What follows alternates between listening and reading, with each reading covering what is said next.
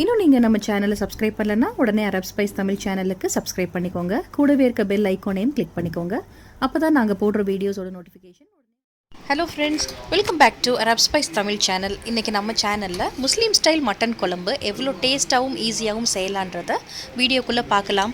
முதல் முறையாக இந்த வீடியோவை பார்க்குறவங்க இது வரைக்கும் சப்ஸ்கிரைப் பண்ணலன்னா உடனே சப்ஸ்கிரைப் பண்ணிக்கோங்க.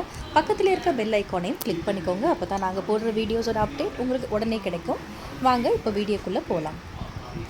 ஒரு குக்கரில் குழம்புக்கு தேவையான ஆயில் சேர்த்துக்கோங்க. நான் ஒரு 2 டேபிள் ஸ்பூன் சேர்த்துருக்கேன். ஒரு சின்ன துண்டு பட்டை, 1 டீஸ்பூன் ஜீரகம், ஒரு அரை டீஸ்பூன் வெந்தயம் சேர்த்துக்கோங்க. எல்லாம் நல்லா பொரிஞ்சதுக்கப்புறம் ஒரு 15 சின்ன வெங்காயத்தை நான் 1-2 கட் பண்ணியிருக்கேன். அதை இதோட சேர்த்துக்கிட்டேன். வெங்காயம் நல்லா வதங்கணுங்க, அப்போ தான் குழம்பு நல்லா டேஸ்ட்டாக இருக்கும். இப்போ பார்த்திங்கன்னா நம்ம சேர்த்த வெங்காயம் நல்லா கண்ணாடி பதத்துக்கு நல்லா வதங்கிடுச்சு. இப்போது நான் ஒரு 400 கிராம் மட்டன் தனிக்கறியாக வாங்கியிருக்கேன், எலும்பு இல்லாமல். இப்போ அதை நான் சேர்த்துக்கிட்டேன். நீங்கள் எலும்பு கறி கூட நீங்கள் சேர்த்துக்கலாம், நல்லா டேஸ்ட்டாக இருக்கும் மட்டன் குழம்பு. இப்போ இதை ஒரு தடவை நல்லா கலந்து விட்டுடலாம்.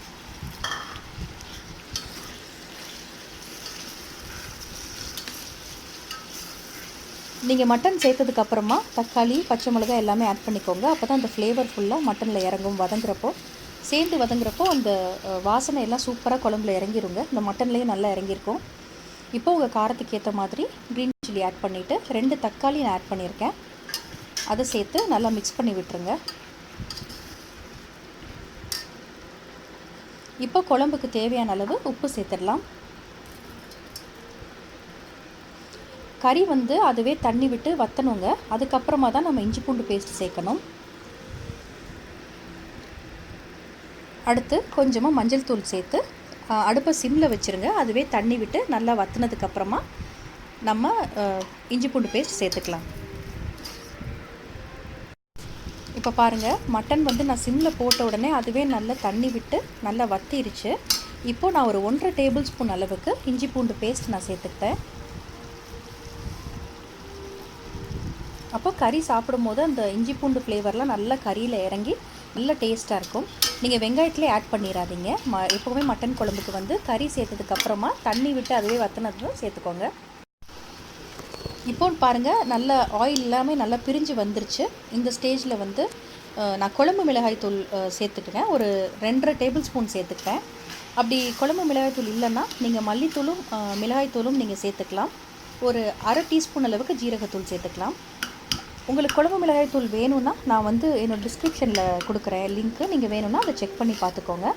இப்போ எல்லாத்தையும் ஒன்றா கலந்து விட்டுக்கோங்க. நம்ம இந்த மட்டன் குழம்புக்கு எதுவுமே வறுத்தெல்லாம் அரைக்க வேண்டாம். இது ட்ரெடிஷ்னலாக இப்படி தான் மட்டன் குழம்பு வைப்பாங்க, முஸ்லீம் ஸ்டைல். அந்த மாதிரி தான் நான் இப்போ செய்கிறேன். இப்போ மட்டன் வேக வச்சிடலாம். ஒரு டம்ளர் தண்ணி ஊற்றி இப்போ இதை நல்லா ஒரு 4லேருந்து 5 விசில் நல்லா வேக விட்டுடலாம். இது செய்கிறது ரொம்ப ரொம்ப ஈஸி. டேஸ்ட் ரொம்ப நல்லாயிருக்கும். நீங்கள் வதக்கி அரைக்கிறத விட நேரமும் மிச்சம் நல்லாயிருக்கும். இந்த ஸ்டேஜில் ஒரு உருளைக்கிழங்கை 4ஆக கட் பண்ணிக்கோங்க. கட் பண்ணி இந்த மட்டனோட சேர்த்து வேக வச்சுருங்க. உருளைக்கிழங்கு உடையாது, அதோட சேர்த்து கரெக்டாக சாஃப்டாக வெந்திருக்கும் உருளைக்கிழங்கு. இப்போது குக்கரை மூடி ஒரு 4 விசில் நம்ம இப்போது விட்டுடலாம்.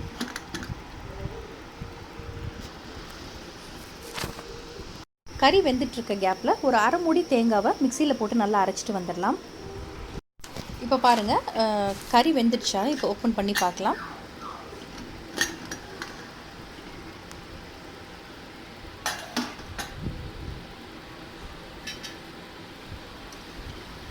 நல்லா சூப்பராக குக் ஆகிருக்கு. கறி நல்லா வெந்துருச்சு.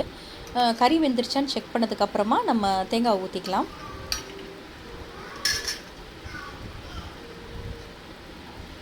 இப்போது அரைச்சி வச்ச தேங்காய் பேஸ்ட்டை ஊற்றி நல்லா மிக்ஸ் பண்ணி விட்டுக்கோங்க.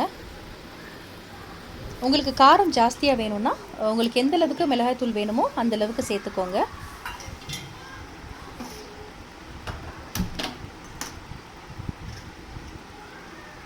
இப்போது தேங்காய் சேர்த்ததுக்கப்புறமா அடுப்பை ஃபுல் சிம்மில் வச்சு ஒரு 15 மினிட்ஸ் நல்லா கொதிக்கணுங்க. கொதித்ததுக்கப்புறமா நம்ம கேஸ் ஆஃப் பண்ணிட்டா சூப்பரான மட்டன் குழம்பு நமக்கு ரெடி ஆகிடும்.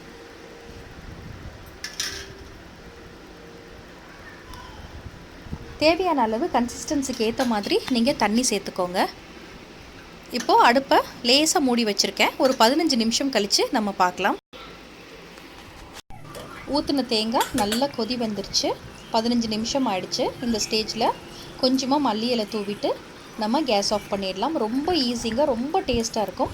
கண்டிப்பாக இந்த முஸ்லீம் ஸ்டைல் மட்டன் குழம்பு நீங்கள் ட்ரை பண்ணி பாருங்கள். எல்லாத்தோடையும் இது அட்டகாசமாக இருக்கும். சாதம், இட்லி, தோசை, சப்பாத்தி, பரோட்டா, பூரி எல்லாத்தோடையுமே இது அட்டகாசமான காம்பினேஷனாக இருக்கும்.